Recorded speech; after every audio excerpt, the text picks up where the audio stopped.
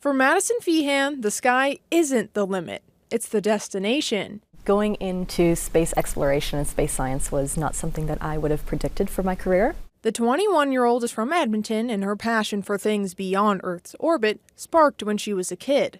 Ever since about the 9th grade, I've showed a very strong interest in it and have been trying to commercialize ideas with NASA ever since. Since then, she's gone nowhere but up. For the past 5 years, Feehan has worked for NASA, most recently as part of Inspires as an executive panelist and peer reviewer. When one of these technology ideas comes in, it is my job to review the technology, see if it has the merit to go to space and the relevance to any upcoming NASA missions. But something she might be even more passionate about is her company, Space Copy. They build 3D printers that function in extreme environments like the moon and uses local resources. For converting lunar soil into usable infrastructure, and that ranges from anything to bricks for habitats, to launch pads and roadways, to precision tools and repair parts to make living in space much easier.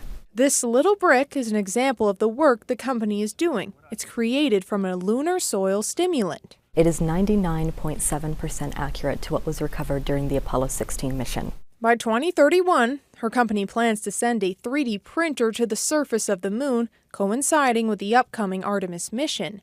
For all these accomplishments at 21 years old, the Edmontonian sometimes has to remind herself to stay down to earth. Sometimes we just cannot believe, my team and I, that we've gone this far, this fast. It's an absolute privilege to be able to work in an ecosystem that many say is extremely challenging or nearly impossible, especially for young women. But she says she'll continue to aim for the stars.